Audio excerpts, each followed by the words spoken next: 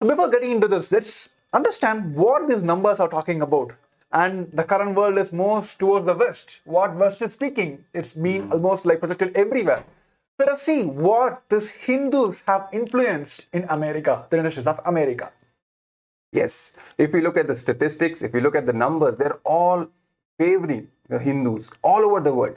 Hindu community, the ethnic Hindu community is the most successful, be it in any dimension, be it in terms of the wealth they are accumulating, be it in the terms of the influence they have, be it in terms of the education, be it in terms of the value of non-violence which they project, being the least crime, basically the crime-free population in any country. Let's come to the numbers. For example, in the United States, the median income for the Hindu population is $120,000 per year, the highest among all the ethnic groups in the country. When it comes to the education, at least 80% of the Hindus, of the Hindu population, have at least a bachelor's degree. Right? It is much more as compared to the overall average in the American population. When we look at the startups, the business world, what do we see? Hindus, who make up 1% of the whole overall American population, constitute 8% of the startup founders. And 1/3 of the tech companies in the Silicon Valley are owned by Hindus. Just 1% of the population. And again, if you talk about the education, what are the fields that they are basically majoring in mostly? It's education, it's engineering, it's computer science, it's the natural sciences, business management, all these fields which are directly related to contribution, building stuff. Hindus are the STEM fields basically. The Hindus are more and more inclined towards building stuff and building infrastructure and actually directly, tangibly contributing to their community. Another very important fact, Hindus make up the most stable families. The least divorce rate is among the Hindus today. When we see in the Western world, the overall family system is literally breaking down, with divorce rates going as high as 50%, 60%, 70%. But it is the Hindu families which are still holding the core system, the value system of having a stable family, also providing for the proper nourishment of the children who are the future of the generation, right? Poverty, if we talk about, the average poverty in United States is 30%, but for Hindus, it is just 6%. So we see field after field after field. The Hindus have the least prison population in the United States, and actually, in fact, in any other country. If we look at the prison statistics, the prison population, the least amount of people are Hindus, and actually practically negligible. They're just 0.01%. What does it even make? So we see numbers are just favoring Hindus. They are literally glorifying the success of Hindus all over the world, in literally every single field. Hindus are winners. They are the most successful. In fact, even if we talk about the CEOs, the top CEOs in overall the Fortune 500 companies, a huge percentage of them are Hindus. So what is it that really makes Hindus so special and literally makes them the winners? What is it? What is the secret? The secret lies in the Hindu identity. And what is it in the Hindu identity that makes you a winner? That's what we'll be discussing. And moreover, the success, it is all about the whole community. It is not the individual person who got success. Yes. It is the whole community able to match, able to be the catalyst field in the current world success. That is what we're going to decode in this today's show. Yes. So when you talk about the Hindu identity, what you really meant the Hindu identity? There's a very important difference. There are all kinds of people in the world, all cultures, religions, traditions, right? Everything you can even be a part of your identity. Nationality can be a part of your identity. Your religion can be a part of your identity, anything. But there's a very special thing about Hindu identity which makes it unique and powerful. Hindu identity is based on consciousness. It's not just based on mind and ideas and values which you can simply pick up from a book or learn from the core cosmic identity of each and every individual. Just when it is awakened in you, it just does the magic and makes you a successful person and even gives you the ultimate gifts in the world. I think the current world is talking about the great success the Hindus have brought down. But all of us should understand that what made them successful. Everyone is celebrating today's Hindu success, like everywhere. There's a community or even in America. They were more successful, starting from the poverty rate or the education field, everything they were successful. But what is the one catalyst which they have used, which is the Hindu identity? We should understand that when we go details about into that core value, when only we can easily map into our world and get in success. So that is what we're talking about. The current, the world should understand why Hindus are successful. Yes. See, when we talk about the Hindu identity, because they are most contributors, Exactly. they are like most non-violent, ethnic, the whole like they brought into the culture where they like coexistence. So that is the one thing which the Hindus, wherever they settle, they were peaceful coexistence community. Yes. It's because of this reality of this value system and these cognitions, the powerful cognitions which Hindus carry from generations after generation, them of being completely life positive, of being peaceful, of being non-violent, of being inclusive. All these things, all the best gifts which they have inherited from their parents, from their whole lineage, it makes them the asset, the most significant, most important asset for the entire world today. This simple life positivity and simple contribution, just contribute. This lifestyle of contributing all the time makes Hindus the assets for the current world. And we've seen in today's world, right, most of these values are literally getting eroded from all around us. Yes. The whole world is literally suffering from a lot of negativity, wars, conflicts. For little insignificant things also we are resorting to violent conflicts as well. So our value system is getting degraded. The same value system which forms the core of the Hindu identity, that value system that makes Hindu identity as the asset for today's world. I think viewers may ask, what is special about this show? Yes. If you just go Google, almost like millions and millions of videos will be already on the internet, which talks about the statistics about the Hindus, right?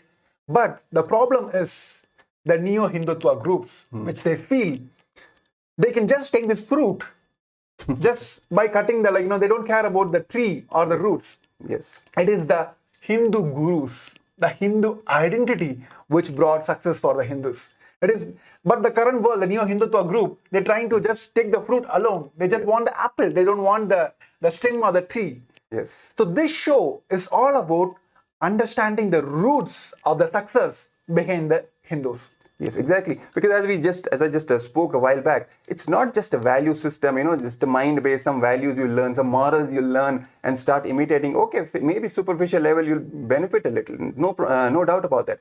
But the root of it, that is what keeps it alive for generations and millenniums to come, right? And that root is only the Hindu gurus.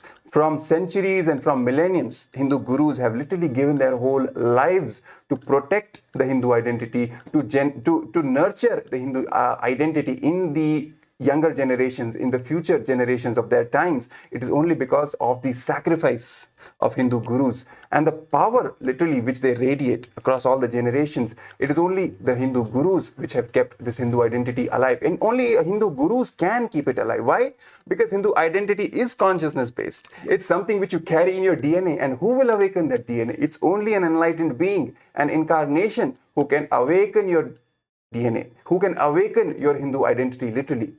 So it is only because of Hindu gurus that Hindu identity is at least even alive even today in today's world. So much of persecution has been faced by Hindus, especially by Hindu gurus. Literally, if you look at the history,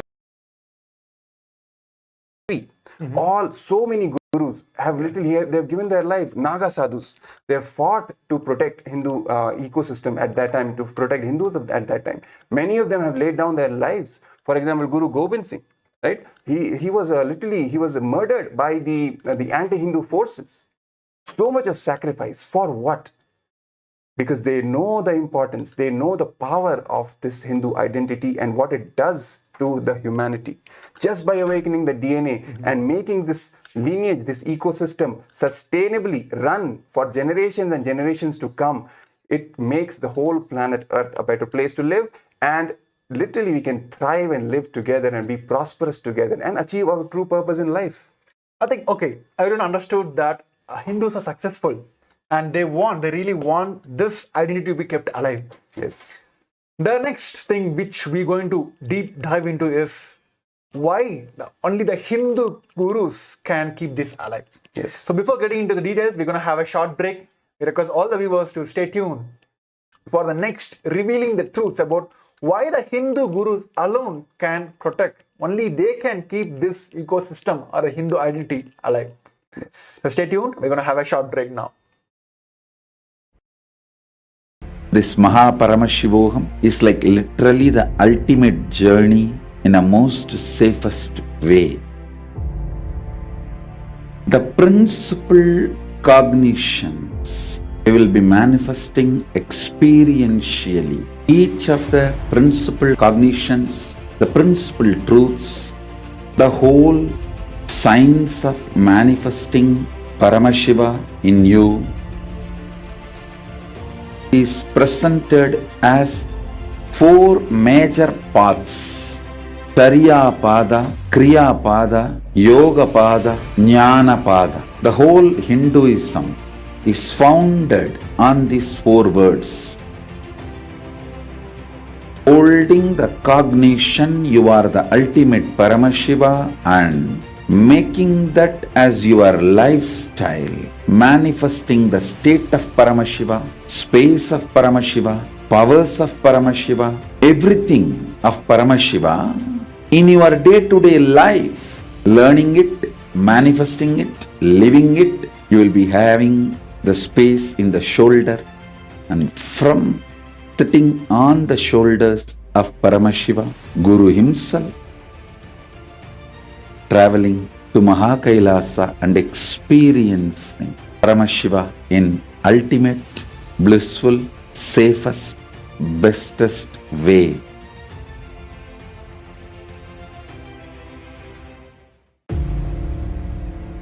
This Paramashivam is like literally the ultimate journey in a most safest way. The principal cognitions we will be manifesting experientially. Each of the principal cognitions, the principal truths, the whole science of manifesting Paramashiva in you is presented as four major paths: Tariya Pada, Kriya Pada, Yoga Pada, Jnana Pada. The whole Hinduism is founded on these four words. Holding the cognition you are the ultimate Paramashiva and making that as your lifestyle, manifesting the state of Paramashiva, space of Paramashiva, powers of Paramashiva, everything of Paramashiva in your day-to-day life, learning it, manifesting it, living it. You will be having the space in the shoulder, and from sitting on the shoulders of Paramashiva, Guru himself, traveling to KAILASA and experiencing Paramashiva in ultimate, blissful, safest, bestest way.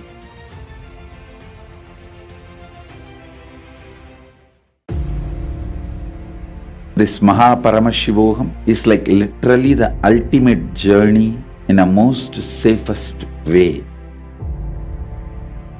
The principal cognitions we will be manifesting experientially. Each of the principal cognitions, the principal truths, the whole science of manifesting Paramashiva in you is presented as four major paths: Tariya Pada, Kriya Pada, Yoga Pada, Jnana Pada. The whole Hinduism is founded on these four words. Holding the cognition you are the ultimate Paramashiva and making that as your lifestyle, manifesting the state of Paramashiva, space of Paramashiva, powers of Paramashiva, everything of Paramashiva in your day-to-day life, learning it, manifesting it, living it. You will be having the space in the shoulder, and from sitting on the shoulders of Paramashiva, Guru himself, traveling to KAILASA and Yes, Nithyanandam. So in this, Kailasa's Nithyananda Rudra shows we have been decoding how the Hindus are successful. First, we have seen the statistics, how Hindus are the mere successful in wherever they have settled, they are more successful. Because the Hindu value, the Hindu identity. What are those Hindu values and identities? They are always inclusive, non-violent, went on contributing to the society. Above all, they're always having the life positive approach, right? So these are the identities, these are the Hindu values which make them successful. Now let us talking about the survival. How are we going to keep this Hindu identity for the generations to come? Yes, we had all these ecosystems. Hindus were able to enjoy this, and able to get success in their field wherever they went. The science, maths, technology, whatever, they were able to successful. But now let us talk about the future. How are we going to keep this identity and serve the future which is going to come long and long and long? The only solution is Hindu gurus. So in this segment, we're going to speak about how only the Hindu gurus can keep it alive. Because the early segment we are speaking about the Hindu identity, it is not just about body and mind. The Hindu identity is based on the consciousness, the ultimate truth, not just the mind and body, what the Western, the current education teaches us.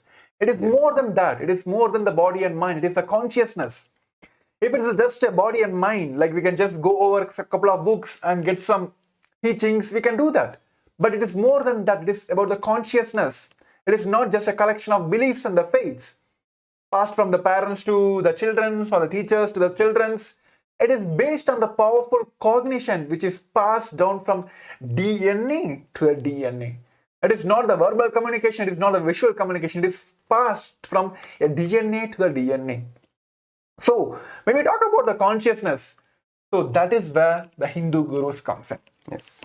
To give you this conscious experience, only a man, a being which have these super conscious breakthroughs can give you this conscious transitions. If it's just a habits or a beliefs, simply reading a couple of books and doing a few rituals, we would be able to keep this Hindu identity alive. But it is not about that. Because it is all about the consciousness.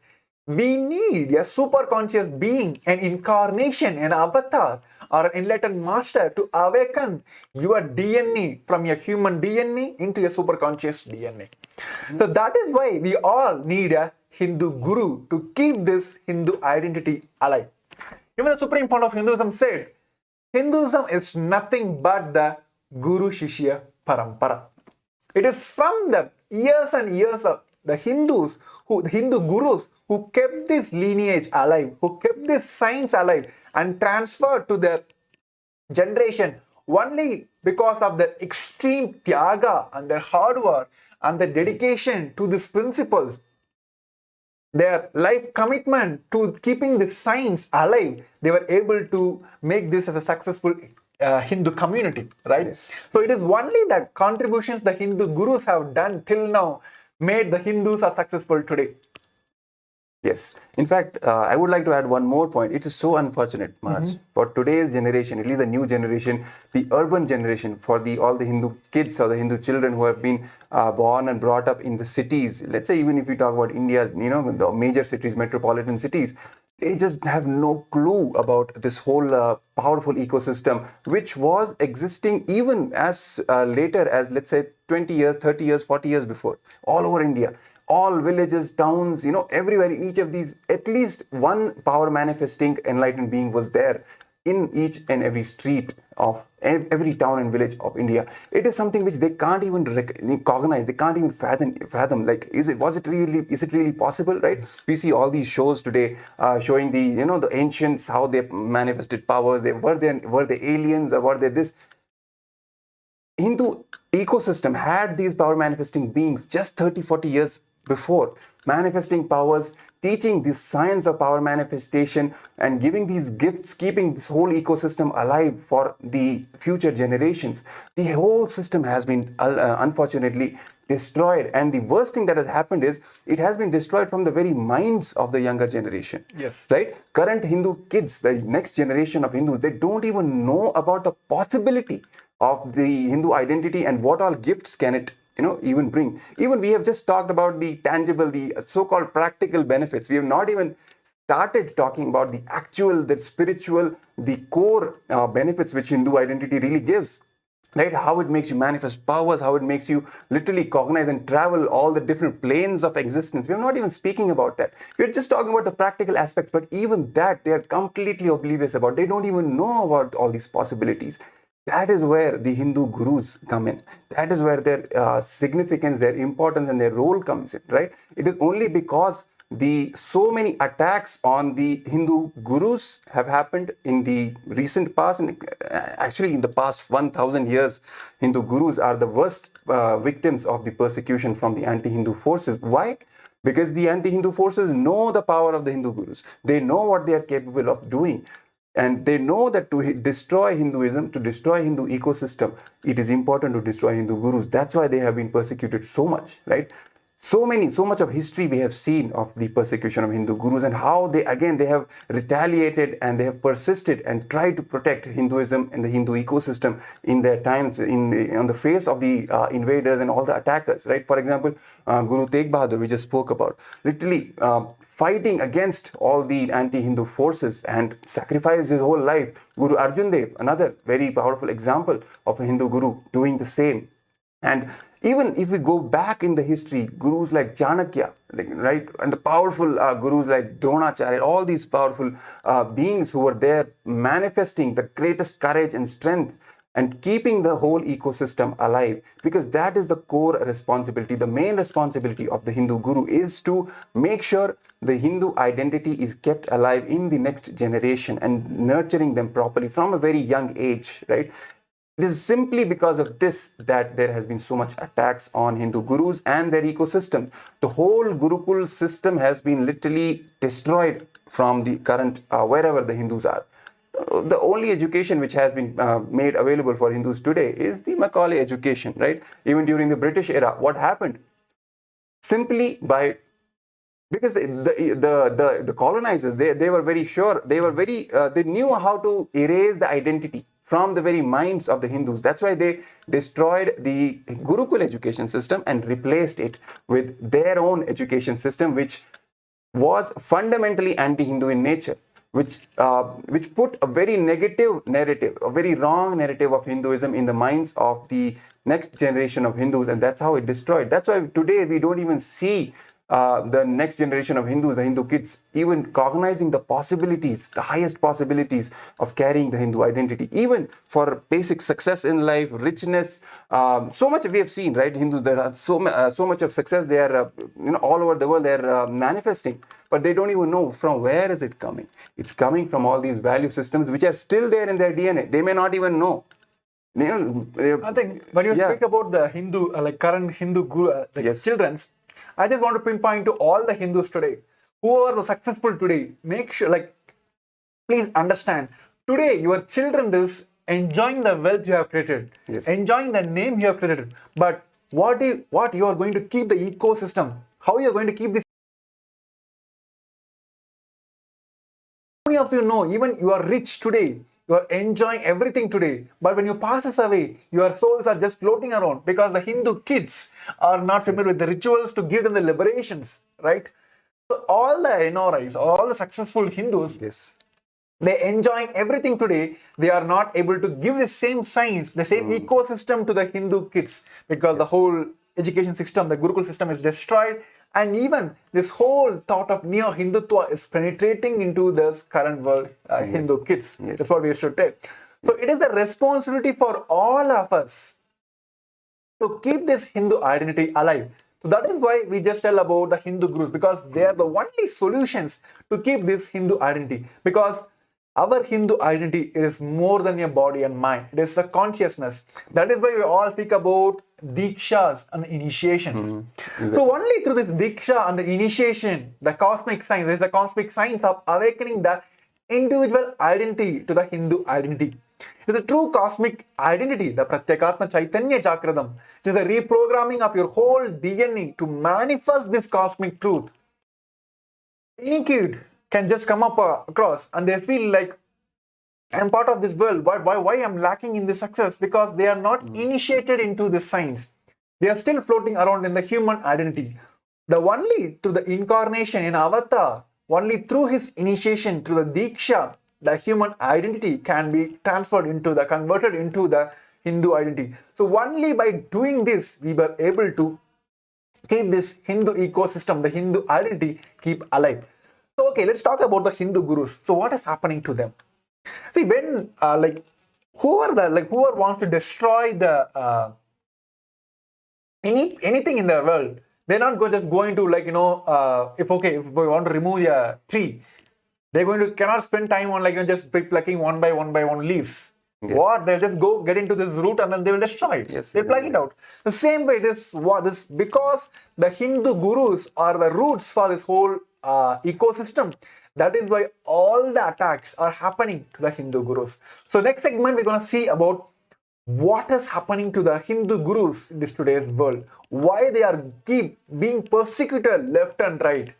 Because they are the roots they are the only savior for this Hindu identity. So now, next segment, we're going to see about the actual happening to the Hindu gurus in this current world. So stay tuned for this more information. Paramashiva in ultimate, blissful, safest, bestest way.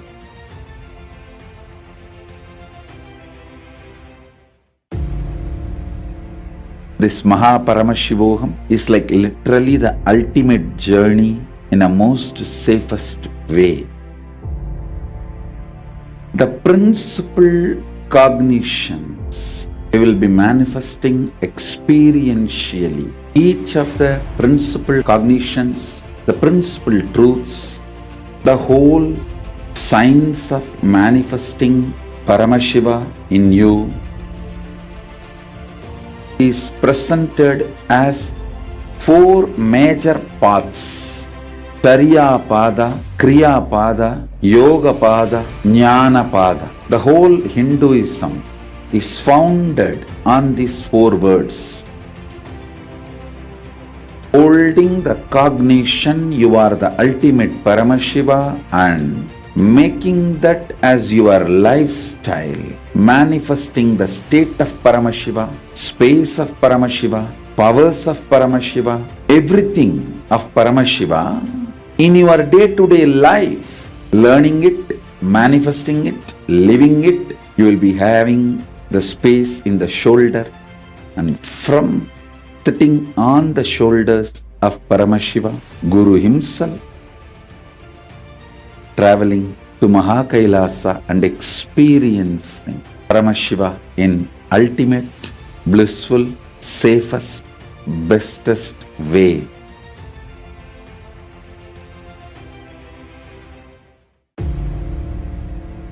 This Mahaparamashivoham is like literally the ultimate journey in a most safest way. The principal cognitions they will be manifesting experientially. Each of the principal cognitions, the principal truths, the whole science of manifesting Paramashiva in you is presented as four major paths: Tariya Pada, Kriya Pada, Yoga Pada, Jnana Pada. The whole Hinduism is founded on these four words. Holding the cognition you are the ultimate Paramashiva and making that as your lifestyle, manifesting the state of Paramashiva, space of Paramashiva, powers of Paramashiva, everything of Paramashiva in your day-to-day life, learning it, manifesting it, living it, you will be having the space in the shoulder, and from sitting on the shoulders of Paramashiva, Guru himself, traveling to KAILASA and experiencing Paramashiva in ultimate, blissful, safest, bestest way.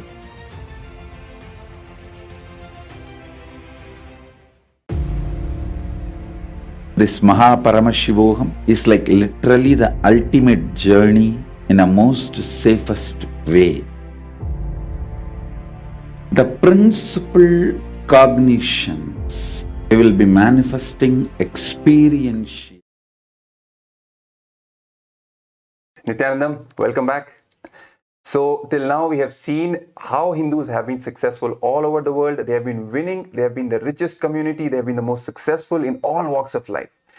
So what is the reason behind the success? We've talked about it, we discussed the core reason being the Hindu identity, the powerful Hindu identity, the life positive values, the contributing nature of Hindus, which runs down from generations and generations of lineage and Hindu ecosystem which has been kept alive. From there we get these values, and it's only because of the outer manifestation of these values that gives Hindus the success and makes them win in all walks of life. Next we discussed what is it really that makes this Hindu identity sustainable for across the generations. Who kept it alive till now, and who can keep it alive for the future generations? It is only the Hindu gurus who have kept it alive till now and have the capacity and the power to keep the Hindu identity alive for and thriving for the future generations also. Why only Hindu gurus? Because Hindu identity is not just a belief-based identity. It's not just, some mind and body-based beliefs and practices and habits which you can just learn from a teacher or from a course, from online courses. No, it is something which comes from our innate being, from awakening the consciousness itself. That consciousness literally starts manifesting and giving all these best gifts in our life, from health, wealth, relationships, career success, and all the way till enlightenment itself. All these best gifts only by awakening our consciousness, awakening the core Hindu identity, the cosmic identity in us. Who can do it? Only someone who has himself the experience of the cosmic identity, isn't it? Only from that being a powerful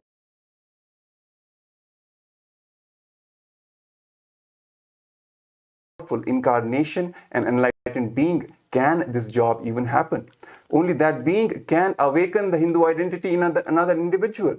Not from a book, not from just a mundane teacher, only from a guru, only from a Hindu guru can this happen. It's only the Hindu gurus who have maintained and who have protected this lineage all the way dating back to Paramashiva himself, when the Supreme Consciousness landed himself in the form on the planet Earth and started this whole parampara, the Guru parampara, and created the first Hindu ecosystem. And then after that, it's only the Hindu gurus who have, from generation to generation, by the powerful science of Diksha, that is initiation, have kept this whole ecosystem alive, have kept this whole Hindu identity alive on planet Earth. And it's only because of that Hindu identity today that the current generation of Hindus, the Hindu children, they are also benefiting, even subconsciously and unconsciously benefiting from the power of the Hindu identity. But it's not just that, because we have to keep this identity alive for the future generations also. Since the Hindu identity is such an asset, Hindus are such an asset for the entire world, it's very important to keep the Hindu identity alive and protected for the future generations. For that, we need to protect Hindu gurus.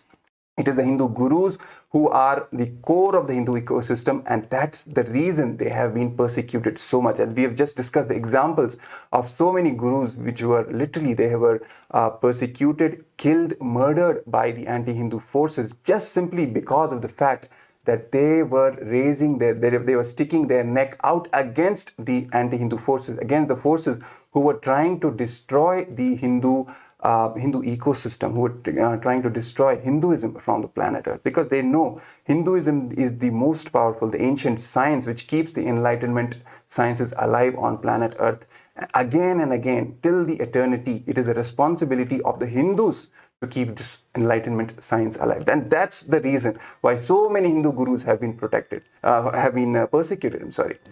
One more important thing that is happening today is the completely wrong narrative about Hindu gurus that is spreading all over the social media and all over basically the psychological warfare that is happening against Hindus is giving the wrong narrative about Hindu gurus.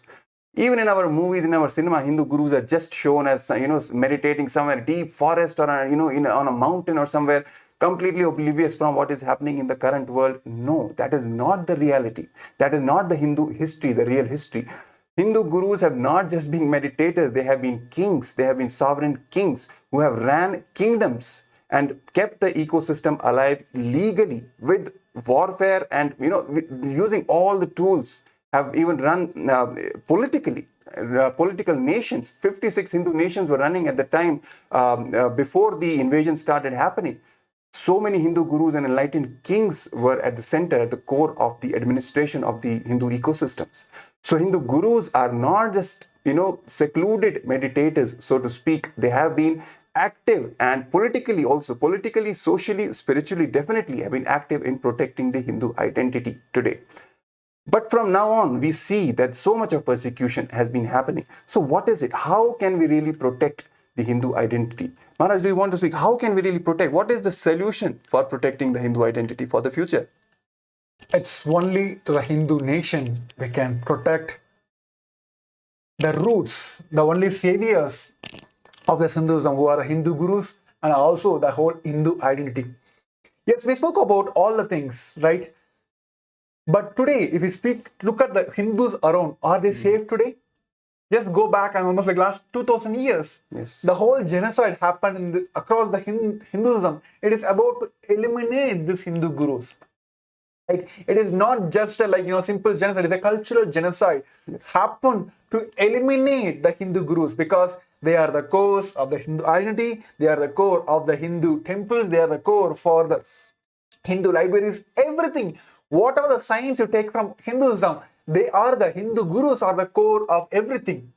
Even the Supreme Court of Hinduism said, you can go on, eliminate, destroy how Nalanda happened. Nalanda Hindu University have been burnt alive. The same way, you can go on, burn any libraries, temple, destruct, how many Hindu temples have been brought to the grounds. You can go on, do that. But if one Hindu gurus, even till the last Brahmin is alive in this world, Hinduism can be revived because they are the roots, they are the seeds of the Hinduism. This whole Kailasa, the supreme point of Hinduism, the first nation for Hinduism, is all about keeping the seed of the Hinduism. Kailasa is going to be a seed bank of Hinduism. All the Hindu gurus, they don't just need a spiritual powers to be just keep this science alive. They need to be politically safe, legally safe. So this Kailasa, the supreme part of Hinduism, is building this. The first Hindu nation is to give the political safe place for the Hindus to revive whatever damage have done, right? Yes. To just keep whatever we have now and to even revive whatever destruction have happened in the past. So only through the Hindu nation, the Kailasa, the supreme part of Hinduism, is reviving now the first Hindu nation. We can rebuild all the things which we have lost in the Hindu ecosystem. Yes, exactly. Because if we just look at, one very important quality also, which is a part of the Hindu identity, is the resilience. Hindus which they have demonstrated in all these 1,000 years. Again and again, their ecosystems were destroyed, but again they got together and rebuilt the ecosystem. Again and again, as the Supreme Pontiff of Hinduism also puts it, it's like a honeycomb. Kind of the way the honeybees, the way they form their colony, the way they form the honeycomb, and the hunter comes and destroys the honeycomb. Again they get together, start building the comb. Again a hunter comes, destroys the honeycomb. Again they start building it. That's how the Hindus really have been living all these thousands of years, because they are contributing. So much of contributing nature is there. Even if the whole ecosystem is destroyed, they'll again get together and start rebuilding it. Problem is, now we can't even afford to waste time on that, because the whole planet Earth, so much of negativity has filled us all over the world. Because we need not only to protect what we have, as Maharaj just put it, we need to revive all the sciences that we have lost. And we need an ecosystem, a protected womb, so to speak, which can be sustained for a long time without any interference, without any interference, political, legal, any from the external, from any external sources. That is what requires, that is the reason we require a Hindu nation, because it's not just, religious freedom or some social freedom which will get the job done. Hindu gurus need a political freedom, legal freedom, a sovereign land, even a territory without any interference from external sources to do this very important job of protecting and rebuilding the Hindu ecosystem on planet Earth, to keep the planet Earth safe and thriving for the future generations. I think viewers, we want all of you to pinpoint to this one or few of the statements, which is Hindu identity is under attack. Yes. Hindu gurus are under attack. Even all the Hindus can gather together and they just start working together to revive this.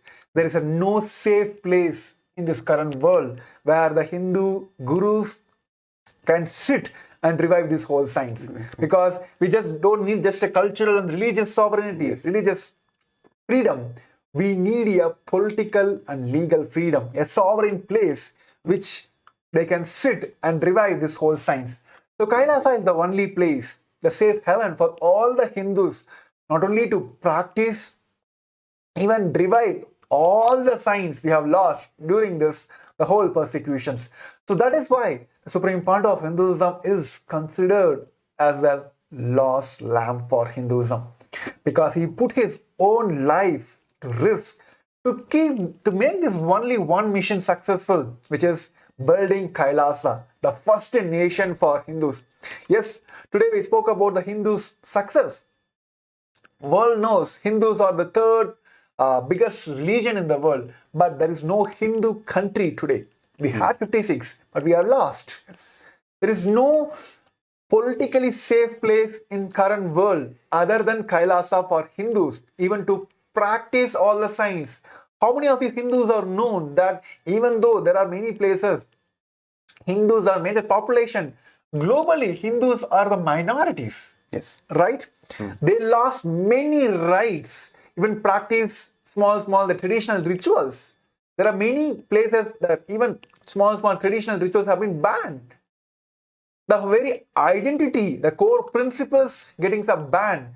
So we need a political and legal safe place, a freedom, the sovereign place where nothing can obstruct it. We cannot go and say let me build a mountain or a fort in a sand, like how this beach. Yes. The kids will go and build a mountain. Once the waves comes, they'll just take away. Yes. We cannot afford that now. We have to build a fort now, which cannot be destroyed forever. So Kailasa is all about that.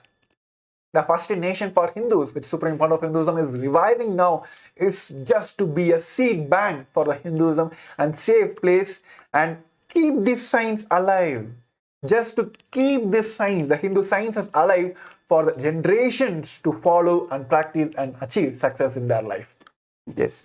We have seen among all the Hindu gurus, the supreme point of Hinduism, Bhagavan Nithyananda Paramashivam, facing the worst level of persecution, because it is his very mission in life to revive Sanatana Hindu Dharma, to revive Hinduism, to revive the powerful Hindu identity and spread it across all the current modern day humanity. And that is exactly why he has been persecuted so much and so badly by the anti-Hindu forces. And it's only because of that reason that he has created Kailasa, the first nation for all Hindus, with the core purpose to be the fort and the seed bank for Hinduism and keeping Hinduism alive for eternity, so that nobody in the future can even think about attacking or destroying the Hindu ecosystem. And so much of contribution the Supreme Pontiff of Hinduism is making, has already made so many contributions for the entire global community in terms of various dimensions. For example, reviving the Hindu library, the Jnanalaya, with all the sacred scriptures, original ancient manuscripts have been digitized by the Supreme Pontiff of Hinduism, just to preserve the authentic Hindu scriptures, whatever are left. Just 1% are left today from the whole, the entire Hindu scriptures, what we had. Preserving all those for future generations is the work of Hindu library, Kailasa's Hindu library, which he's doing. Then the Kailasa's Hindu university, right? Nithyananda Hindu University. Again, a very important step by the Supreme Pontiff of Hinduism to revive Hinduism. And so many other dimensions, Hindu education, the Hindu Gurukul is being revived by the Supreme Pontiff of Hinduism. Other fields being Hindu economics, Hindu health, Hindu science of power manifestation, and very importantly, the Hindu temple science, right? Because temples are the core of the Hindu ecosystem. Reviving the authentic Hindu temples and the whole the way of doing the rituals, the authentic way of doing the rituals as per the Vedas and Agamas, the source scriptures of Hinduism. This entire Hindu science authentically from the Vedas and Agamas is being revived by the Supreme Pontiff of Hinduism in Kailasa. And that is what is the core purpose of Kailasa, to revive Hinduism, to revive the Hindu identity and keep it alive for the future generations to come, right? And it's very important for us to understand that supporting Kailasa is literally supporting the Hindu children, because the Supreme Pontiff of Hinduism has this as its main focus is on the future generations of Hindus, how the science can be communicated to the future generations, how the next generation of Hindus, Hindu kids, can be made into power manifestors and the future leaders to guide the entire world, to literally take the entire world to the next stage of superconscious breakthrough and guiding them through all the negativity that is happening right now. This is the core context with which the Supreme Pontiff of Hinduism is creating Kailasa and is reviving the Hindu ecosystem. And that's why it's literally investing in Kailasa is investing in the future of all the Hindus and the future of the Hindu civilization. I think even all the viewers wanted to know that, yes, they all understood that only through the Kailasa, the first nation for Hindus, they can keep this Hindu sciences alive. So all of you want to be part of Kailasa. So next segment is all about how you can be part of this grand revival of the Kailasa. Yes. So we're going to have a short break. So next segment, we're going to see about how you can be part of Kailasa. So stay tuned for more information. Principal cognitions, the principal truths, the whole science of manifesting Paramashiva in you is presented as four major paths: Tariya Pada, Kriya Pada, Yoga Pada, Jnana Pada. The whole Hinduism is founded on these four words. Holding the cognition you are the ultimate Paramashiva and making that as your lifestyle, manifesting the state of Paramashiva, space of Paramashiva, powers of Paramashiva, everything of Paramashiva in your day-to-day life, learning it, manifesting it, living it. You will be having the space in the shoulder, and from sitting on the shoulders of Paramashiva, Guru himself, traveling to Mahakailasa and experiencing Paramashiva in ultimate, blissful, safest, bestest way.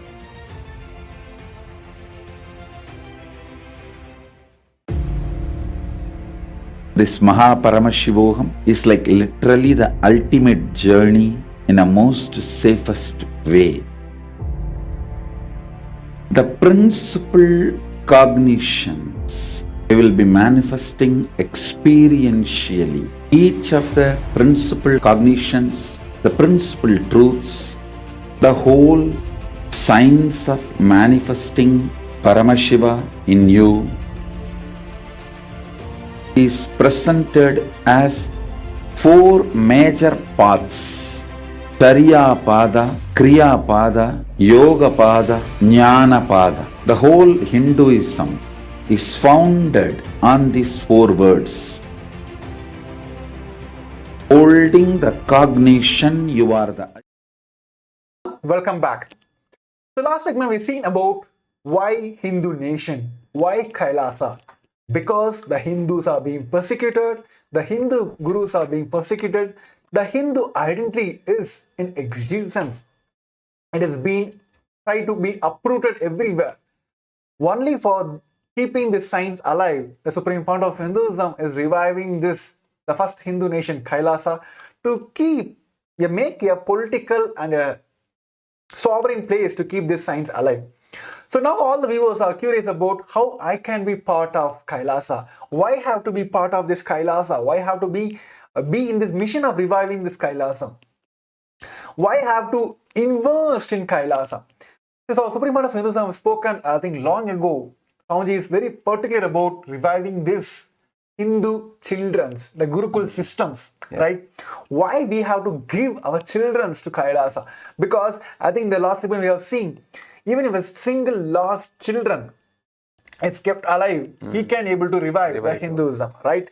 So this whole Hindu Gurukul system, the supreme part of Hinduism, is reviving to make the investing what we have done for this current world is all about investing for the Hindu children. What we are making now is the whole Hindu nation, which is supreme part of Hinduism, is making now and reviving now is not only to be a protect, even to revive all this. So only through the Hindu children's, through the dikshas and the initiations where they will be transformed from the human identity to the superconscious identity. Only through that, even they will get to know about the core, why there is need for Hindu nation, why this Hindu identity has to be kept alive. To be part of this, as we all celebrating the Guru Purnima celebrations, the Kailasa has given a wonderful opportunity for all of us to show our gratitude for all the great things the Supreme Part of Hinduism have contributed in our life, for Hinduism, for Kailasa, for the entire humanity, whatever the contributions we have done till now. It is time for us to show our love and humble gratitude towards the Supreme Part of Hinduism. To be part of this gratitude celebration for upcoming Guru Purnima, you can just go on and use the link kailasa.org/Guru Purnima and be part of this gratitude celebrations. And next, yes, in fact, as a part of this gratitude celebration, you can offer your gratitude. It can be in any form. It can be in any art form, a song you want to sing for Swamiji, for the Supreme Pontiff of Hinduism. It can be a dance form. It can be something you draw, you sketch. It can be in any form, just to show your reference, show your thanks for the Supreme Pontiff of Hinduism, what change he has brought into your life. And apart from that, there's a big opportunity which Kailasa has opened, which the Supreme Pontiff of Hinduism has opened for all the beings who want to support Kailasa, who want to support the Supreme Pontiff of Hinduism in this grand mission of reviving Kailasa, of reviving the Sanatana Hindu Dharma on planet Earth, of reviving the Hindu identity and all the benefits of the Hindu identity. As we have just seen, it makes you a winner in life. So we need to protect this identity because it is such a big asset to be on the planet Earth for each and every being. Simply by Hindu identity thriving on planet Earth, the entire planet Earth will thrive, will prosper.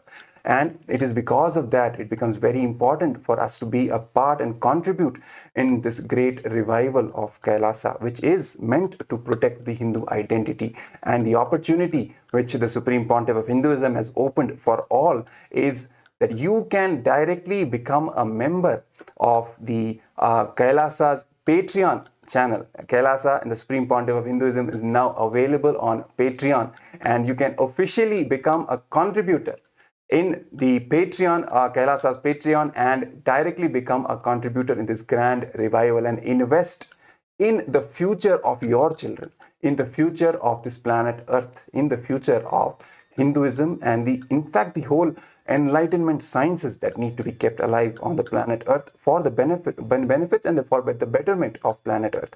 So for that, if you want to support Kailasa, we invite you. The link has been projected at the bottom of your screen, and please go to that link, visit that link.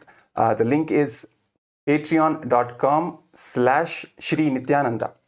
If you visit this link, you can directly become a member of the Kailasa's Patreon and contribute to this grand revival process and actually invest in the future of Hindu children, of Hinduism, of Hindu identity, and literally be an instrument of Paramashiva himself, who is reviving the entire Hindu sciences on planet Earth. Yes. So to know more about Kailasa and how Kailasa going to cater all the problems which the current world is facing today. To Yes. get to more about that, and even I think all the viewers are very curious about Kailasa, like what is happening in the Kailasa. To get to know more everything about Kailasa, stay tuned every day, same time for the Kailasa's Nithyananda Rudra show. As I think now we are getting ready to have the blessings, the darshan of the Supreme Pontiff of Hinduism. So now I request all the participants, let's get ready to receive the Supreme Pontiff of Hinduism. Let's all sit straight, head neck spine in the straight line, and in the Namaskara Mudra, and intensely chant the Mahavakya, Om Nithyananda Paramashivoham. Om Nithyananda Paramashivoham. Om Nithyananda Paramashivoham. Om Nithyananda Paramashivoham. Om Nithyananda Paramashivoham. Om Nithyananda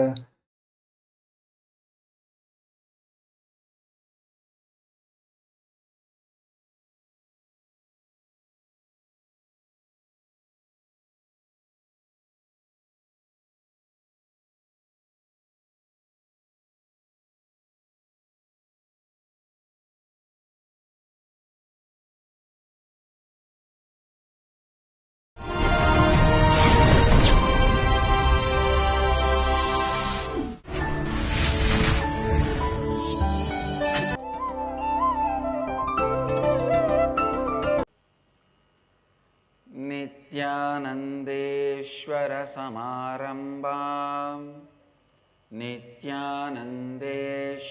मध्यमाम् अस्मदाचार्यपर्यन्तां वन्दे गुरुपरम्पराम्।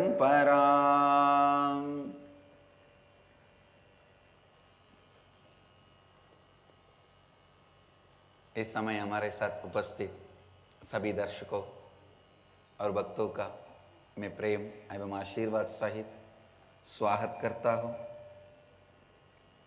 I welcome all the devotees, disciples, samajis, satsangis, Srimahans, Mahans, Kotaris, Tanedars, sitting with us all over the world through Nithyananda TV, Lotus News Channel,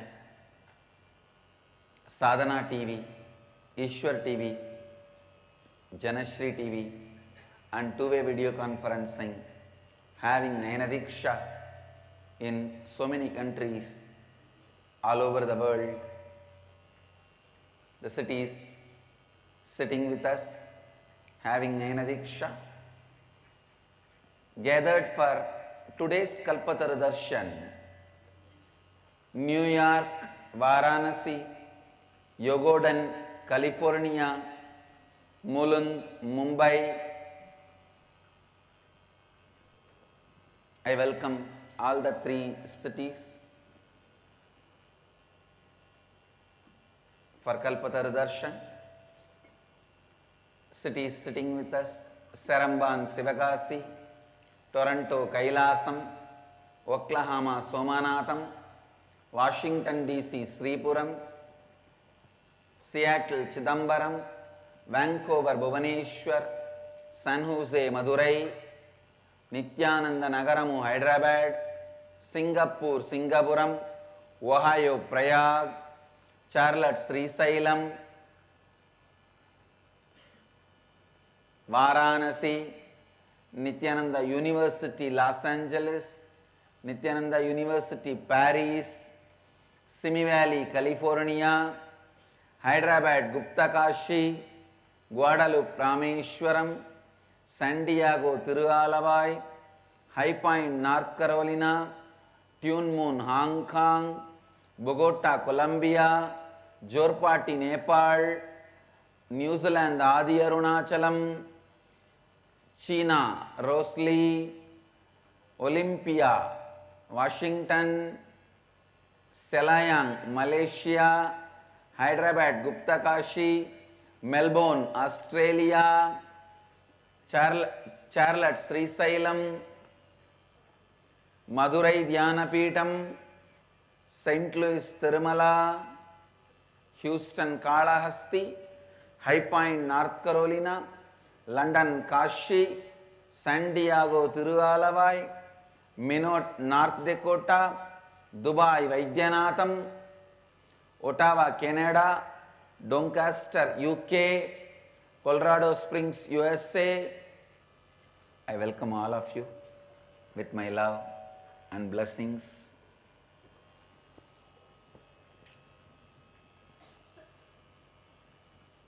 Today is one of the most auspicious day in Hindu tradition, the grand marriage day.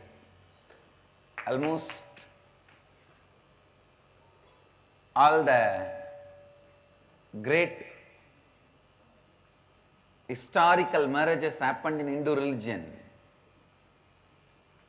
including Mahadeva and Parvati. Mahadeva and Parvati, Subramanya and Devasena, Andal and Rangamannar, Narayana and Komalavalli, Rama and Sita. All these marriages have happened today as part of the Panguni Uttiram celebrations. Subramanya is gracing with Valli and Devasena and Swarnamayura Vahana. We will start the satsang. I'll expand on the power of authenticity. Please listen. It is authenticity makes you man. Neither the birth nor the growth of your body or the growth of your wealth makes you a man. It is authenticity which makes you a man. Please listen. All sufferings,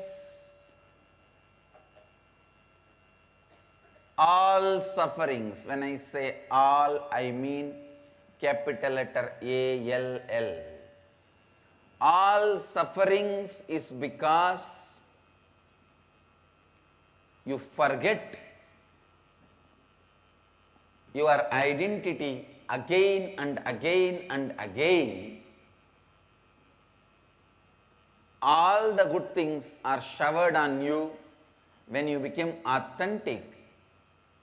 Again and again, aligning yourself to authenticity is tapas.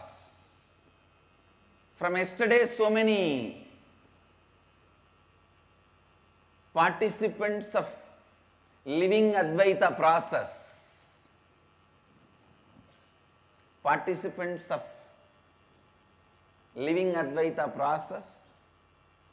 have started posting in the Facebook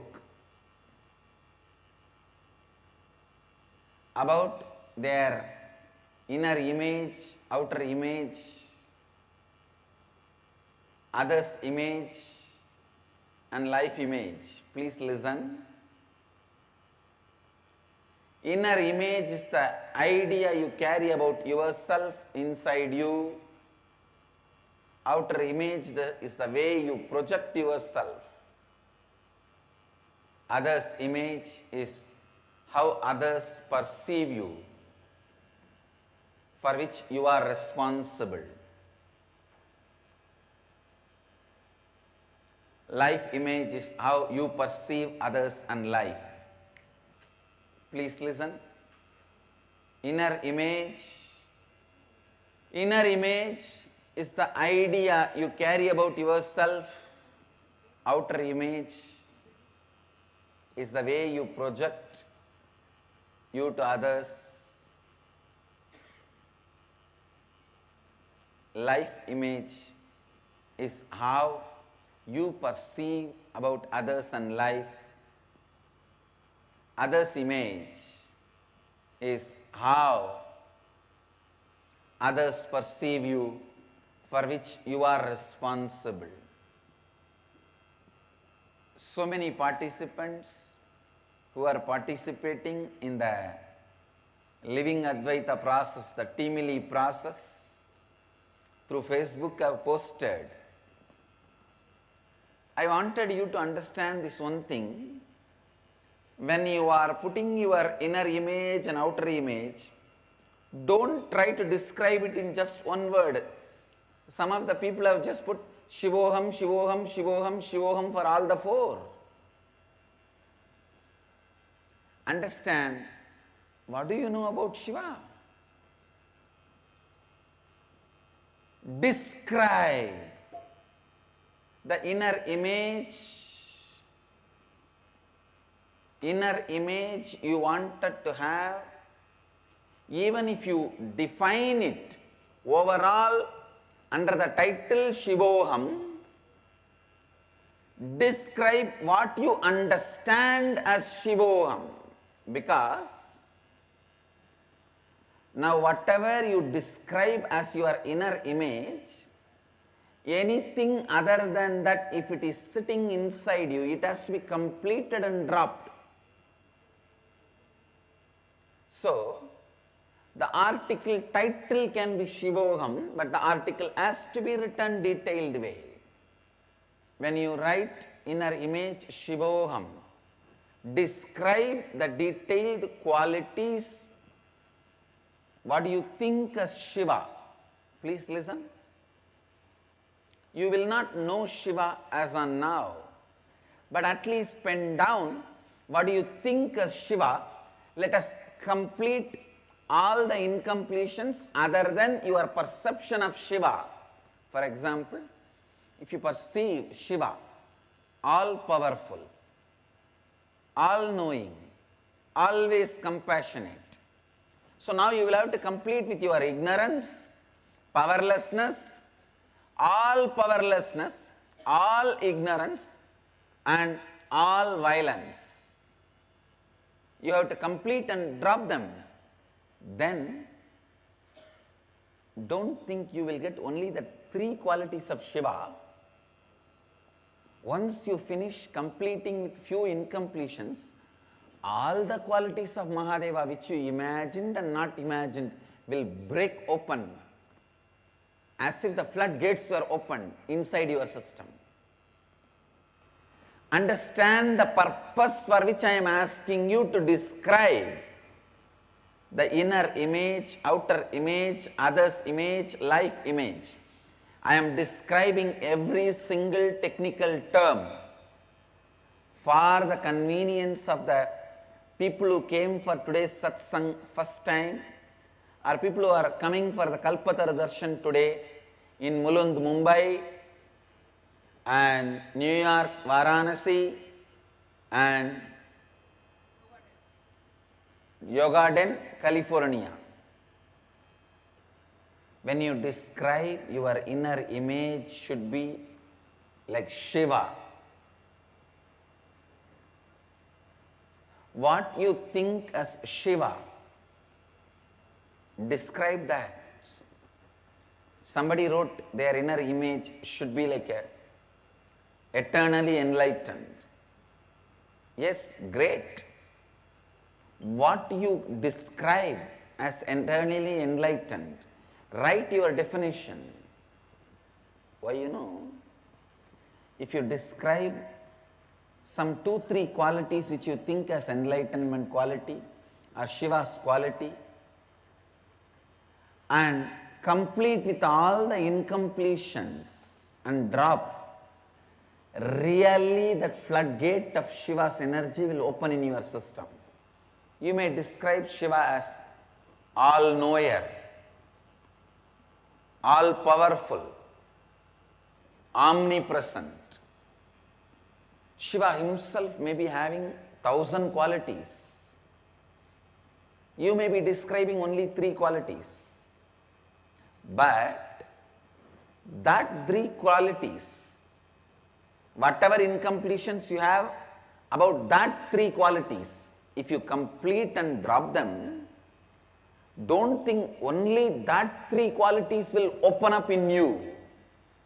It will open the floodgates where all the qualities of Mahadeva will start expressing through you. Because, listen to this logic. There is a huge dam. There are now dams which is 1 kilometer length. In the modern day, even 20 kilometer length dams we are building. Even if it is 1 kilometer length dam, to release the whole flood water, you don't need to break the whole 1 kilometer dam. Just poke one hole into the dam. One hole is enough. The whole flood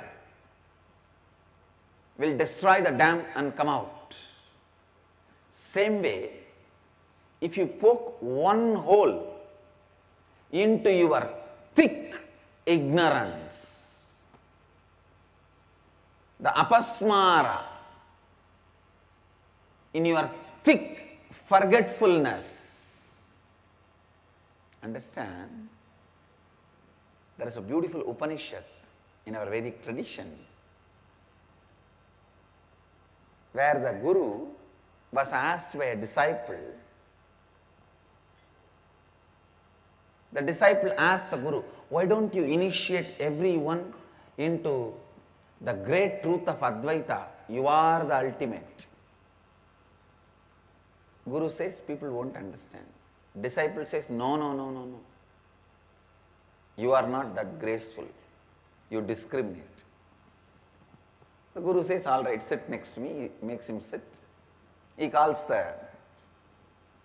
all the demons, asuras, and gives them the Advaita Upadesa. You are the ultimate. Immediately, they went back to the Asura Loka and declared that we are everything. Eat, drink, be merry, and destroy everybody else. He calls the human beings. He says, you are the ultimate. Gives them the Advaita Upadesa. They jump into the planet Earth and say, we are the ultimate, come on, enjoy, have pleasure. Pleasure is life. Pleasing the body is the goal. He calls the matured beings and says, you are the ultimate. They sit in samadhi and get enlightened. Understand, sometimes the same truth,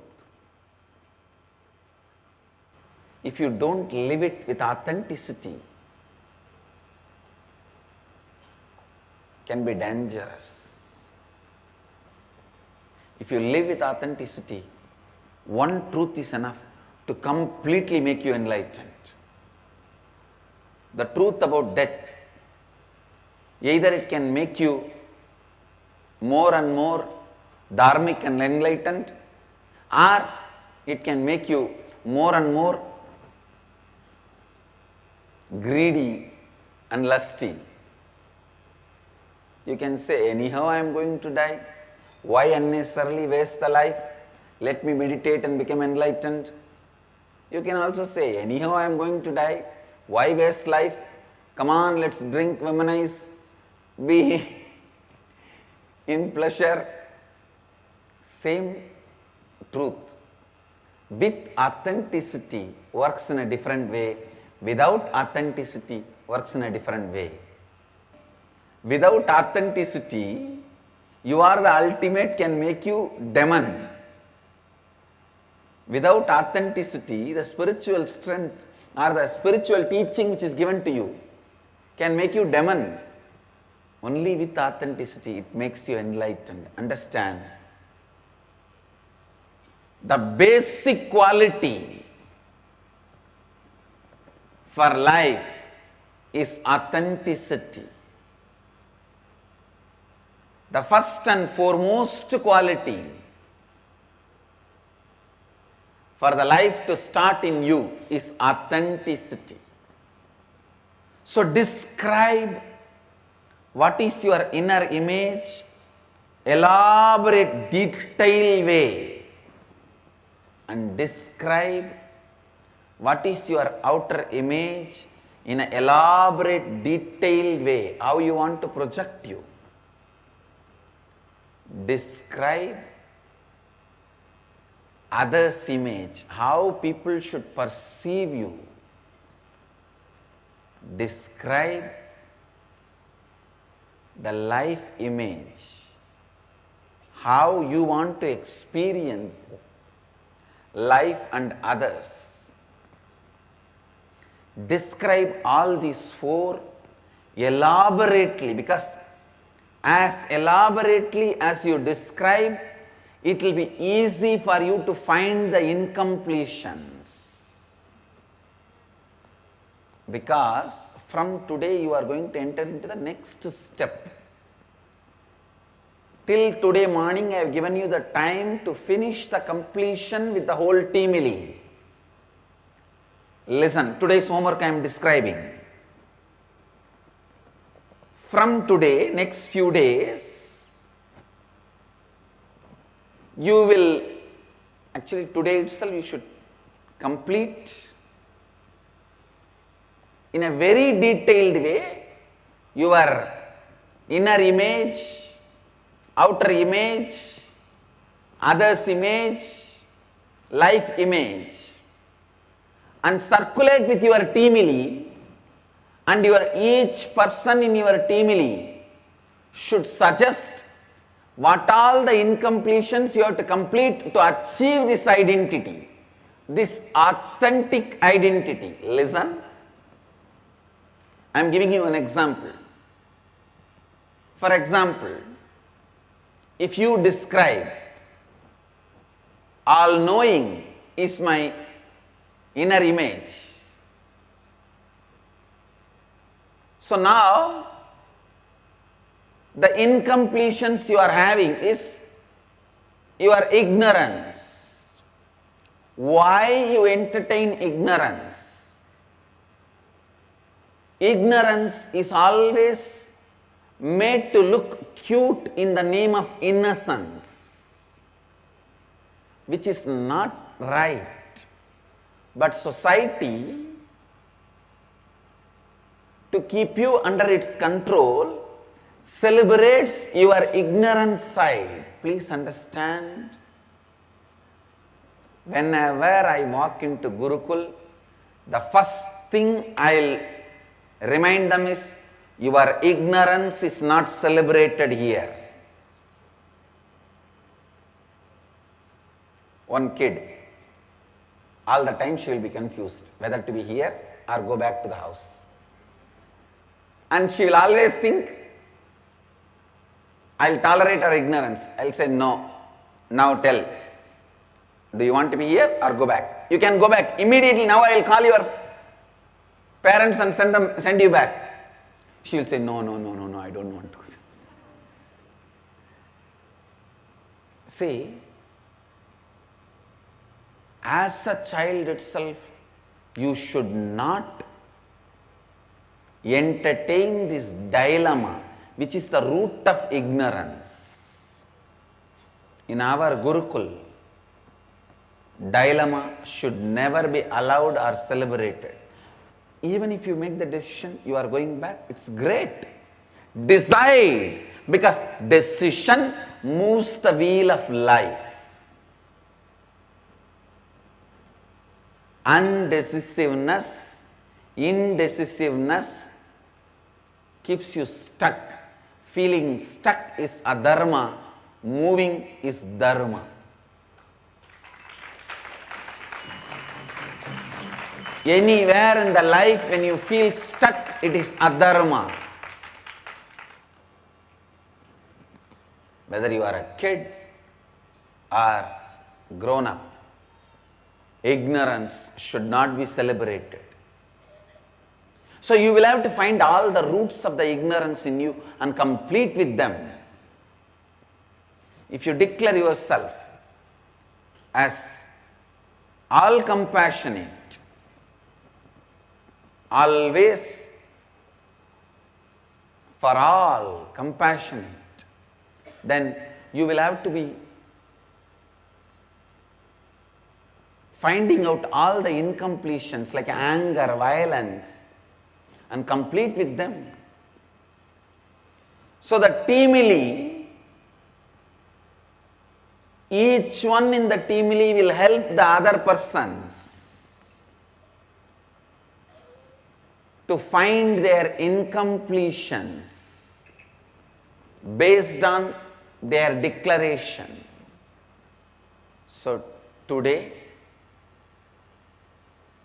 from today onwards, within next few days, you should send your declaration about your inner image, outer image, others' image and life image to your whole teamily.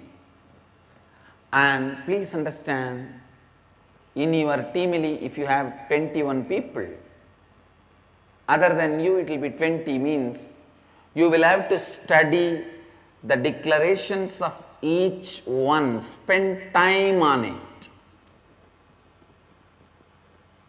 put your intelligence on it and help the person to discover all the incompletions they have to achieve this identity, to reach this identity. Understand? First time ever on the planet Earth, such a massive mass level awakening process is happening. Understand? Advaita was always a solo game. First time becoming a rock band.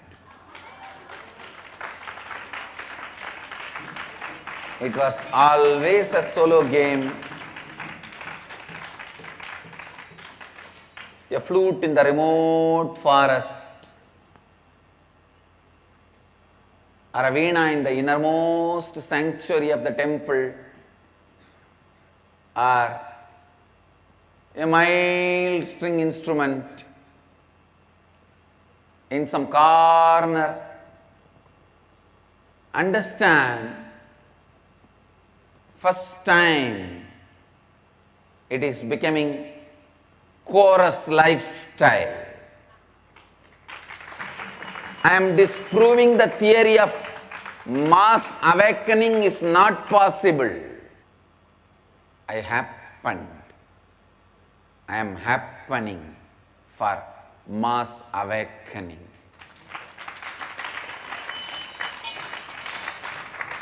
Understand? I am making the process as simple as it can be and as powerful as it should be, as truthful as it is, as simple as it can be, as powerful as it should be, as truthful as it is. So from today, next few days the homework is, you will send a detailed, authentic description about your inner image, outer image, others' image and life image. I'll describe these technical terms once more. Inner image is the idea you carry about you. Outer image is the idea you project about you to others. Life image is the way you perceive others and life. Others' image is how others perceive you, for which you are responsible. Pen down these four as elaborately as possible send it to me in the Facebook wall. Again, I am seeing few people inboxing me, saying that they are not able to put it in my wall. Please understand, my settings are open and anyone can put anything on my wall. That's why I kept my settings. See, I am a philosophy-based being. I am not geography-based being. Understand? Philosophy-based beings will always be open and democratic. That is why I am saying, Bharat is not just geography, it is philosophy. Wherever Bharat is lived, it is Bharat. Wherever Bharat is lived, it is Bharat. We are not a geography-based religion. We are a philosophy-based religion. We are not a geography-based lifestyle. We are a philosophy-based lifestyle. Of course, I strongly wanted to defend geography also. I don't want the geography to be lost. But I wanted all the nationalists to know just defending geography is protecting the body by holding the breath of the man. If you hold the breath of the man and defend him, you will have only dead body. Just defending geography is not going to be